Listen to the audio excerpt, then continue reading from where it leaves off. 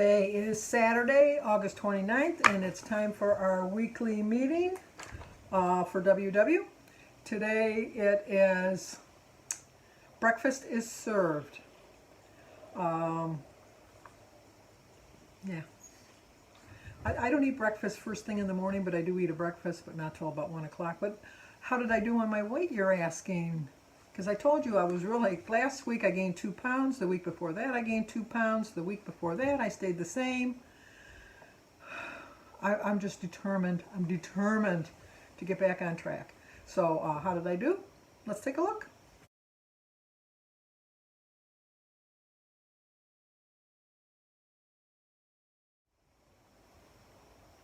Can you believe it? Can you believe it? I lost 4.8. I had to think how much I lost. I lost 4.8.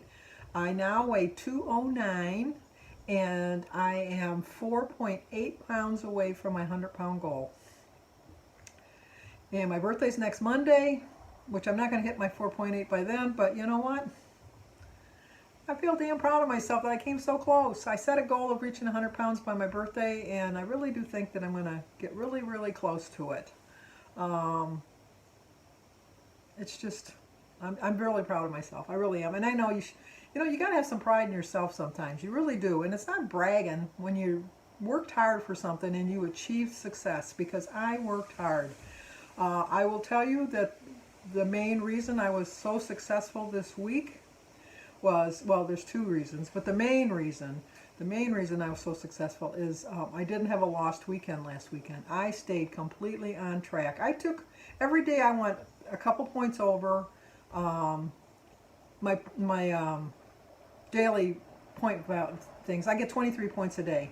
I think I get 42 weeklies. I'm going to have to check because now I'm back on a lower amount. When you get to the different amounts, then they change it. I didn't really look yet. But my plan in the past always was on my Saturday and my Sunday just to eat whatever I wanted, and that's when I really gained most of my weight. And then I worked Monday through Friday working my butt off to try to lose the weight that I gained on Saturday and Sunday, and I used all my weeklies. Now this past week what I did was I went over my 23 points every day, but I ate healthy foods and I stayed within my blue dot even though I was over, because you can be 10 under and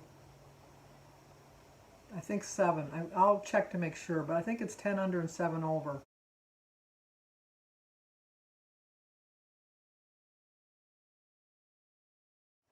And you still be within a blue dot range. So my plan for the previous week, which I followed, was to just use my weeklies daily and use 4 or 5 or 6 of them daily and then use them for the whole week. And obviously that worked. Who'd have thunk? So my plan is to have a good weekend again this weekend, stay on track, plan out my meals, and just really be aware and hopefully get at least a pound next week. After a big loss like this, I can't expect to lose a lot next week, but I'm definitely going to have a loss next week. But enough about that. The weekly is breakfast is served. While the jury's still out on whether or not breakfast is the most important meal of the day, our parents did have a point. Those who start their morning with a balanced meal are more likely to engage in healthy habits. I usually wake up during the week, Monday through Friday. I get up about 8 o'clock because I walk, or about 8:15, because I walk every day with my sister. I walk 2 miles. And she's an early bird. She's not a morning person. I am a morning person, so I'm always surprised that somebody that's not a morning person gets up so early. But she gets up very early. Of course, she goes to bed earlier than I do, too. But I go to bed between 1 and 2 in the morning, sometimes 2:30. And then I get up right around 8, 8:30. But on the Saturdays and Sundays, I don't get up till about 9, 9:30. Because I don't walk on the weekends. I just kind of sleep in and kind of laze around. And that's what I do. But even during the week when I go for my walk, and even on the weekends, when I get up the first thing after I drink 16 ounces of water in the morning because I take my medications, my vitamins and things like that, and then go for my walk. And then when I get home, I drink 34 ounces of water before I even take my shower. I just sit there and drink my water, and then I take my shower, and then I just do like little putsy stuff around the house. And I usually don't eat my first meal of the day till around 1 o'clock in the afternoon. Um, it works for me. I know some people call it intermittent fasting because I usually eat my breakfast at 1 and then I eat my dinner around 6:30, 7 o'clock. I don't eat anything after 7, and I usually don't eat anything between 7 and 1 the next afternoon.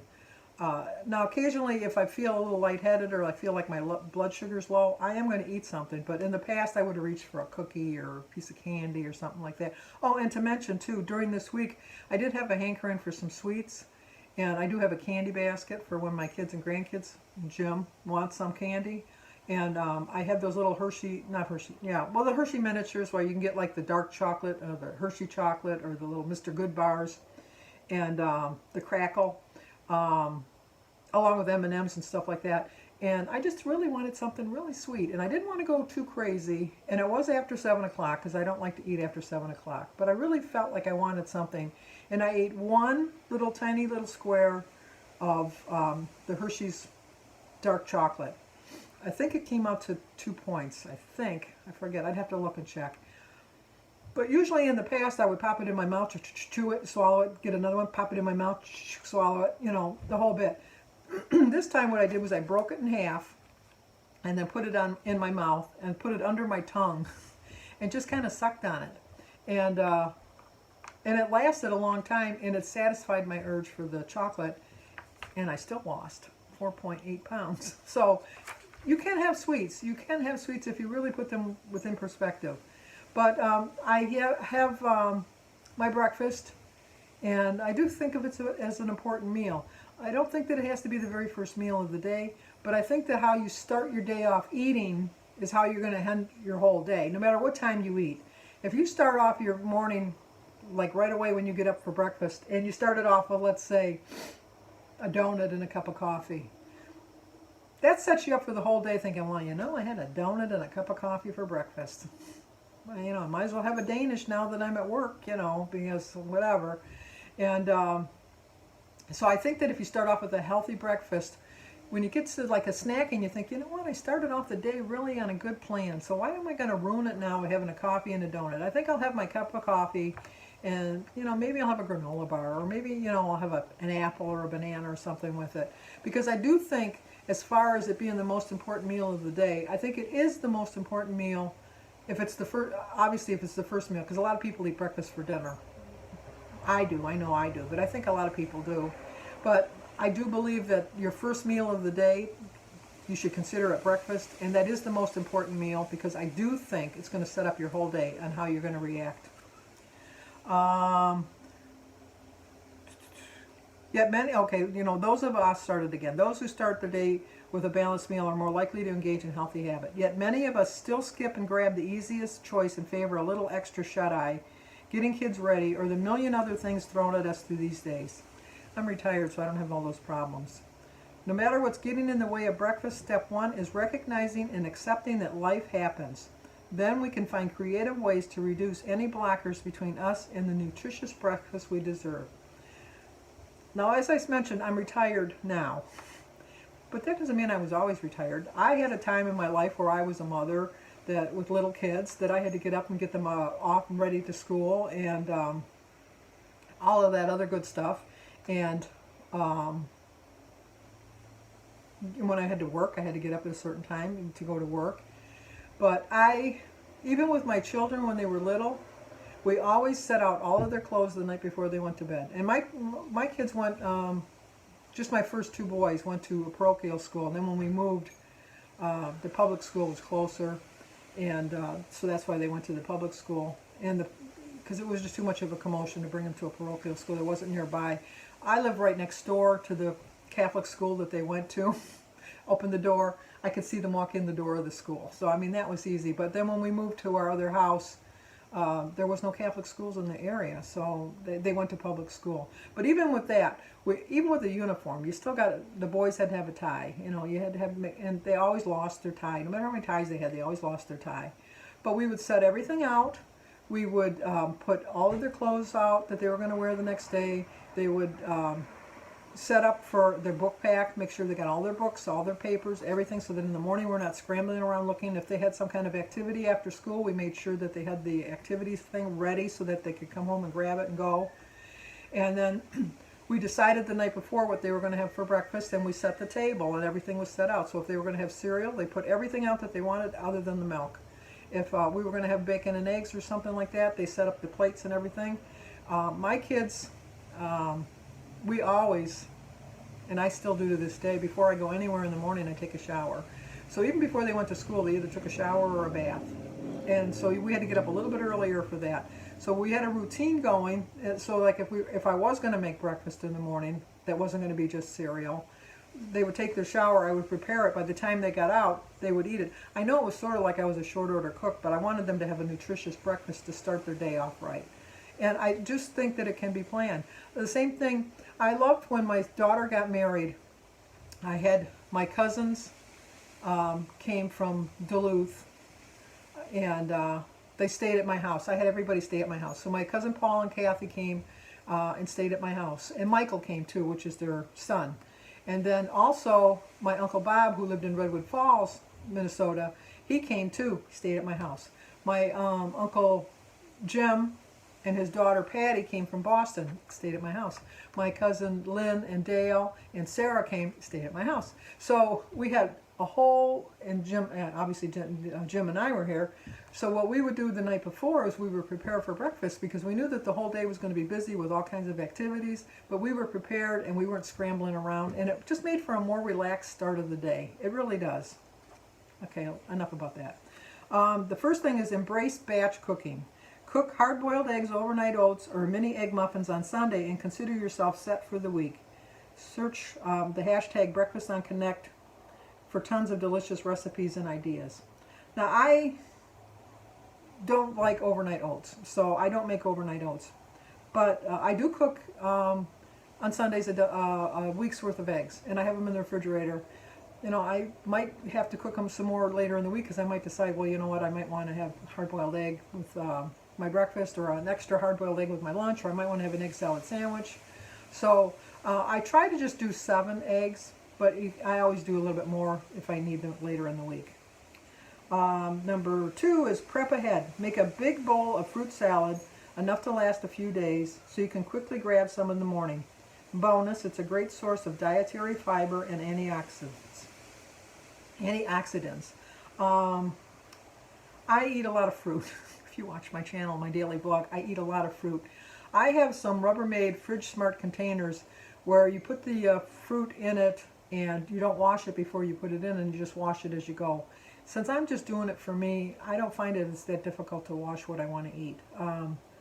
You know, like if my peaches, my apples. I never wash any of my fruits or vegetables before I eat it, because I don't know how true it is, but I've heard that if you wash them, they tend to ripen a little bit quicker, and I just follow that plan. If when I had my kids were little, we always had like a bowl of apples, a bowl of oranges and stuff like that, and you could just grab. But my kids always knew you had to wash it because it wasn't washed ahead of time. Nighttime hacks: having cereal. Set up your kitchen by placing your bowl and spoon out and pre-portioning your cereal. Making eggs, put the pan and spatula on your stovetop. Okay, the only thing I wouldn't do with that is I wouldn't portion out my cereal, because it's going to get stale overnight. I mean, it's going to dry out a little bit. I would have my measuring cup right next to the container of the cereal box, and set the table and everything all set so it's quicker. So that's a good idea. Number 3 is break the rules. Not a fan of the usual eggs, yogurt, or granola? Have a turkey sandwich or the salmon panzala on the back of the card. We won't tell the breakfast police, we promise. Sometimes I'll have a cold slice of pizza. I know that, you know, pizza doesn't sound like a breakfast thing, and they go, cold pizza? You either love it or you hate it. I don't find anybody that says, yeah, I could take it or leave it. No, you either love cold pizza or you hate cold pizza. And if you figure in the points, a slice of pizza is about between 8 and 10 points, depending on how thick the crust is. If you've seen my breakfasts, a lot of my breakfasts are between 8 and 10 points. By the time I have my bagel and my bacon and, you know, all of that stuff. So if that's what I feel like having in the morning, that's what I'm going to have. Just have what you want to have, but make sure that you don't eat something that's going to set you up to have a bad day. You want to have a good day, so to eat something Sometimes admit that if I have that slice of pizza in the morning, I might think, I really have to work a little bit harder that day because I think, well, started the day off with a pizza. What difference does it make? You do have to work a little bit harder as opposed to if you started the day off with a healthy breakfast. And the last thing they say is throw out the clock. Who says breakfast needs to happen first thing? If you aren't hungry when you wake up, have a 10 a.m. workout and then food break. Yeah, I'm usually, if I'm hungry when I first wake up in the morning, I will eat. But I would tell you for the most part, I usually don't eat till about 1 or 2 o'clock. My body's just used to that. It really is. Now that I'm eating 3 meals, because I think that's another key to why I lost so much weight this week, is I'm trying to eat my breakfast like around noon. And then I eat a lunch about 3, and then I eat my dinner about 6:30. So that's working out for me, obviously, because I lost 4.8 pounds, so it worked. So I'm going to keep that going. I'm going to have another good weekend this weekend, and hopefully have another pound at least lost next week, because I'm getting so close. I'm getting so close, and I just want to hit that. I know it's a magic number, and my life is not going to change so dramatically or so drastically just because I hit 100 pounds, but it'll be in a sense of accomplishment of something that I've been striving for since, I would say, the 80s. So for like 40 years, I've been striving to lose 100 pounds. Now, granted, I've lost probably about 500 pounds in the 40 years, but I've never hit the 100-pound mark at one time, sticking with it for that long, because I started December 31st of 2016, and I've had a lot of ups and downs, but I pride myself on the fact that I've never quit. I've struggled a lot. For 4 years to lose 95 pounds, that's not even a pound a week, but I pride myself on the fact that I never gave up. I never gave up, and anybody can do it. If I can do it, anybody can do it. I'm not saying it's easy. It's very hard. It's very difficult, but I think that once I get into Wonderland, which is just 9.1 pounds away, I'll just feel, I don't know. I just think that it'll be such a sense of accomplishment for me. And I'll just think that I've accomplished a lot in my life. Trust me, I'm not saying that this is the only major accomplishment I've made in my life. I've raised 3 children that have turned out to be good people. I have 5 good grandchildren. I mean, everybody says their grandchildren are beautiful and that, but my grandchildren are beautiful and they're good. I've built a home. I have a nice house. I have a nice family. I have so much going for me, and so you would think that just meeting this, why do you think that I have a college associate, just an associate's degree, but I went to college. Anything I've accomplished in work. When I worked, I started off working in the bottom of I was just started off as a clerk behind the register, and I ended up being a manager of a whole big department at a major department store. So I mean, I have a lot of accomplishments in my life, but I think I'll take the most pride in this one. Well, maybe not the most pride. Raising my kids to be good adults, that's a pretty good, it's kind of hard. It's kind of hard to narrow it down, but it'll be on the list, the top 10. I'll put it that way. It's going to be on my top 10 lists of my major accomplishments of my life, and it's going to rank up there pretty high. But anyway, I'm babbling now, sorry. The recipe is for salmon panzella. Like I said, my mother turned me off to salmon because I know, and everybody tells me it's not the same thing, and I completely agree with you, but I just can't get past that gag reflex that I have whenever I hear the word salmon. My mother made the worst salmon patties, which we had on Fridays because I'm Catholic and we didn't eat meat during Lent, or we didn't eat meat at all on Fridays when I was growing up. And we either had a tuna casserole, which I liked, or macaroni and cheese, which I liked, or we had salmon patties, which I couldn't stand. And we had 2 choices when we were growing up: take it or leave it. You didn't want to eat. My mother said, fine, don't eat it. You don't have to eat it. You don't eat till breakfast. So I scarfed it down, but it was like, it was bad. It was really bad. And I just can't bring myself to, and as much as I love tuna, I could never just get a piece of tuna when I go out. It's a visual association or something. I don't know. But anyway. But here's the recipe. I'll leave it at the end. So, breakfast is served. Make sure you start off your day with a healthy food choice. And just remember, if I can do it, you can do it. 209. I almost said 309 because I'm so used to like thinking of myself as a 300-pound woman. But 209, 4.8 loss, 95.2 pounds. I'm on my way. Okay, if you're new to my channel, please subscribe, leave a comment, hit that like button, and share it if you think somebody might like to see it. And as always, stay safe and look for me on my daily vlog. Talk to you later. Okay, they're done with their series, so now it's talking about breakfast is served. And it just gives you a couple ideas of things that you can do for breakfast. And to have things ready for in the morning. And the recipe is salmon panzella. Ugh, I don't like salmon. But maybe you might like it. A lot of you eat salmon. I see that when I watch the videos. But there is the recipe. And it is 6 points on green and 3 on blue and purple.